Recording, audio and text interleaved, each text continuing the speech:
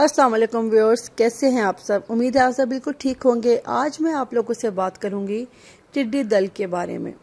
टिड्डी दल ये अजाब है या आफत। हम अभी कोरोना की तकलीफ से नहीं निकले थे कि अल्लाह ताला ने हमारे ऊपर एक और अजाब मुसल्लत कर दिया, और वो है टिड्डी दल। कोरोना इंसानों को खा रहा था, और ये टिड्डियां हैं ये हमारी फसलों को बुरी तरह से उजाड़ रही हैं। ये किस तरह हमारी खड़ी फसलों को मिनटों में चट कर जाती हैं, किस तरह इन्होंने हमारी फसलों पर धावा बोल दिया है। मैं आज क्यों आप लोगों से टिड्डी दल के बारे में बात कर रही हूँ, हम क्यों इनके बारे में बात कर रहे हैं, क्योंकि इन टिड्डियों ने किसानों की फसलों पर बहुत बुरी तरह से धावा बोल दिया है और इन्होंने किसानों की फसलों को तबाह बर्बाद कर दिया है। हमारी हजारों खड़ी फसलों को इन्होंने नुकसान पहुंचाया है। ये किसान बेचारे जो पूरा साल पहले बीज बोते थे, फिर ये किसानों ने इन अपनी फसलों को पानी देना, फिर इनकी कितनी धूप में खड़े होकर अनथक मेहनत इनकी होती थी और उसके बाद जाके फसल तैयार होती थी। इन टिड्डियों ने इनकी उन मेहनत पे हमला करके तबाह बर्बाद कर दिया और इन बेचारे किसानों की मेहनत को इन्होंने चंद मिनटों में मिलियामेट कर दिया। एक रिसर्च के मुताबिक इस मौजूदा टिड्डी दल का जो हमला है ये तारीख का सबसे खतरनाक और सबसे बड़ा हमला साबित हुआ है। यानी पिछले 25 सालों में सबसे ज्यादा गंभीर हमला जो है वो ये मौजूदा जो प्रेजेंट टिड्डी हमला है वो है। टिड्डी की रफ्तार 12 से 16 किलोमीटर फी घंटा के हिसाब से होती है। ये इंतहाई खतरनाक और नुकसानदेह है। इसके नुकसान का अंदाजा आप इस बात से लगा सकते हैं कि जो ये एक टिड्डी दल है इसका एक छोटा सा ग्रोह हो तो ये एक दिन में इतना खाना खाता है, इतना खाना खाता है कि आप अंदाजा लगा लें कि ये एक ही दिन में 10 हाथियों या 500 जानवर या 2500 इंसानों के बराबर ये खाना खा जाती है। ओ माय गॉड, आप देखें कितना ज्यादा ये खाना खाती है और इस लिहाज से इन्होंने हमारी फसलों को कितना ज्यादा नुकसान पहुंचाया होगा। तभी ये फसलों को खड़े खड़े मिनटों में ऐसे चट कर जाती हैं जैसे उन फसलों का वहां पे वजूद ही नहीं था, जैसे वहां कुछ था ही नहीं। वैसे अगर हम देखें तो आजकल हर बंदा जो है इस टिड्डी दल के हमले को या तो ये कह रहे हैं कि हमारी हुकूमत का कसूर है या ये इंतजामिया की नाअहली कह रहे हैं। मगर अगर मैं आप लोगों को एक तारीखी वाकया सुनाऊं, उस वाकये की रोशनी में और अहादीस मुबारक की रोशनी में मैं इस कंक्लूजन पे पहुंची हूं कि ये नुकसान जो है ये ना तो हुकूमत की वजह से हुआ है और ना ही ये इंतजामिया की नाअहली है, बल्कि ये हर इंसान का अपना इंडिविजुअली कसूर है कि ये हमें इतना बड़ा जो नुकसान है बर्दाश्त करना पड़ रहा है। मैं आपको वाकया बताने जा रही हूँ। कहते हैं कि पहली जंग अजीम के दौरान जो है ना, शाम पर टिड्डियों ने हमला कर दिया था और उनके बागात और फसलों को उन्होंने तबाह बर्बाद कर दिया था, जिसकी वजह से है वहाँ पे बहुत बुरा कहत आ गया था और लोग जो हैं बहुत बुरी तरीके से मौत की घाट उतर रहे थे। इस दौरान में जो गोता का ये गांव था उसका नाम था दारिया। वहाँ पे एक शख्स था, उसका एक बाग था। उसका बाग बिल्कुल महफूज और तरोताज़ा था। टिड्डी दल ने उसके बाग पे कोई नुकसान नहीं किया, उसको कोई नुकसान नहीं हुआ था। चुनाचा लोग वहाँ पे जो देखे थे उन्होंने ऑब्जर्व किया, भाई हमारी फसलें तबाह हो गई, इस बंदे की फसलें क्यों नहीं तबाह हुई। उन्होंने जाके हुकूमत से शिकायत की कि इस शख्स के पास शायद टिड्डी दल को भगाने का कोई नुस्खा है जो ये हमें नहीं बता रहा, या कोई दवा मौजूद है जिस वजह से इसने अपने फसलों पे जो इसने थड़की है और इसकी फसलें तो महफूज हैं लेकिन हमारी फसलें तबाह हो गई हैं।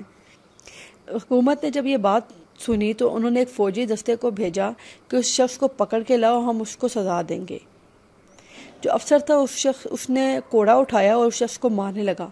उस मारने के लिए कोड़ा उठाया ये था और कहा कि भाई तुम मुझे बताओ कि तुमने कौन सी दवा जो छड़की थी और तुमने वो दवा जो है हुकूमत को क्यों नहीं बताई, क्यों तुमने उस दवा को लोगों से मख्फी रखा। इस पे उस शख्स ने बोला कि जो दवा मैं इस्तेमाल करता हूँ वो आप सबको मालूम है, मुझे किसी को बताने की ज़रूरत नहीं है, लेकिन कोई भी शख्स है वो दवा आप लोग इस्तेमाल नहीं करते। अफसर ने पूछा कि भाई वो कौन सी दवा है जो हम लोग इस्तेमाल नहीं करते और आपने इस्तेमाल की है। तो इस पर शख्स ने जवाब दिया कि वो दवा है ज़कात। उसके ये बात सुन के अफसर हंसा थोड़ा सा और उसने उसका मजाक उड़ाने वाले लहजे में कहा कि भाई क्या टिड्डी दल को पता है कि जी ये जो खेत है ये ज़कात देने वाली खेत है, और जी ये बाग जो है ज़कात देने वाला है, इसको हमने नहीं खाना, और जो दूसरा बाग है उसके मालिक ने ज़कात नहीं दी तो हमने उसी को खाना है। उस आदमी ने कहा कि ठीक है, आप मेरी बात नहीं मानते तो ना माने, आप खुद से इस पे तजर्बा करके देख लें। चुनांचे जो फौजी थे उन्होंने फिर पता है क्या किया, उन्होंने ऐसा किया कि वो टिड्डियों को उस बाग में छोड़ते थे जहाँ पे ज़कात दी होती थी, और वो खुद ये बात देखकर हैरान रह गए कि टिड्डियाँ वहाँ से भाग जाती थी और उन्होंने किसी फसल को कोई नुकसान नहीं पहुँचाया। इस सारे वाक़े के बाद उस शख्स ने ये हदीस सुनाई कि नबी अकरम सल्लल्लाहु अलैहि वसल्लम ने फरमाया, अपने माल की हिफाजत ज़कात से करो, मरीजों का इलाज सदक़े से, और बलाओं की लहरों का इस्तकबाल अल्लाह के सामने आजिज़ी से करो। इस हदीस पाक में हमारे लिए कितना बड़ा सबक है, जो कि हमारे कोरोना से रिलेटेड सबक भी है, इलाज भी है, और हमारे इस टिड्डी दल का जो नया हमारे ऊपर अजाब आया है उसका इलाज भी है। मगर हम मुसलमान जो हैं मेडिकल की तरफ भागते हैं और हम टेक्नोलॉजी को लेके बैठे हुए हैं। हम अगर अल्लाह की तरफ, अल्लाह को हम पुकार ही नहीं रहे। आप खुद देखें कि एक ज़कात ने टिड्डी दल की शिकस्त दे दी और उस बंदे का जो बाग था वो महफूज रहा। हमें चाहिए कि ज़्यादा से ज़्यादा मुस्तहिक लोगों को हम ज़कात दें। अब मैं आपको बताऊंगी कि टिड्डियाँ आखिर होती क्या हैं। ये छोटे छोटे कीड़े होते हैं जिन्हें हम इंग्लिश में ग्रास हॉपर कहते हैं। ये टिड्डियाँ झुंड में काफ़ी दूर तक उड़ सकती हैं। ये जो टिड्डियाँ आजकल हमारे पास आ रही हैं और हमारे पास इन्होंने तबाहियाँ मचाई हुई हैं, इन्हें हम डेजर्ट हॉपर भी कहते हैं। ये टिड्डियाँ आमतौर पर वैसे तो अलग थलग रहती हैं, पुरसकून रहती हैं। आपने देखा होगा कि कभी कोई इक्का दुक्का टिड्डी आप लोगों ने अपने लॉन में देख ली या कहीं देख ली। इस तरह अचानक से इतनी ज़्यादा टिड्डियाँ मैंने तो अपनी लाइफ में पहले कभी नहीं देखी। मगर ये टिड्डियाँ कभी कभी एग्रेसिव हो जाती हैं और एग्रेशन में आके ये हमला करती हैं, ये हमारे खेतों पर, हमारी फसलों पर। अब बात ये कि टिड्डियाँ आखिर ट्रैवल करती कैसे हैं। ये जो हवा और नमी होती है ना, इसके साथ साथ ये टिड्डियाँ ट्रैवल करती हैं, और जहाँ पे हवा तेज़ चल रही है, नमी है, उसके थ्रू ये टिड्डियाँ ट्रैवल करके एक जगह से दूसरी जगह बआसानी पहुँच जाती हैं। इससे उनको उड़ने में बहुत आसानी होती है। और ये जो टिड्डियाँ हैं ये बेसिकली अफ्रीका के जो इलाके हैं ना, जैसे सोमालिया हो गया और बाकी जो इनके इलाके हैं, वहाँ पे ये टिड्डियाँ पनपती हैं। और आजकल तो ये टिड्डियाँ वहाँ से उड़कर हमारे इलाकों में आई हुई हैं और हमारी फसलों को इन्होंने बुरी तरह तबाह बर्बाद कर दिया है, और जिस वजह से बहुत ज़्यादा डर है कि अल्लाह ना करे कहीं कहत साली ना हो जाए। एक तरफ कोरोना वायरस से लोग मर रहे हैं और एक तरफ टिड्डियों के हमले की वजह से हमारी खुराक भी कम होती जा रही है। अल्लाह हम सब को इन अजाब से बचाए, इन अजाबों से बचाए। और ये सब अल्लाह का हम मुसलमानों पर अजाब है। अब भी हमारे पास वक्त है कि हम किसी और नई आफत के आने से पहले अल्लाह ताला से सच्चे दिल से माफ़ी मांग लें।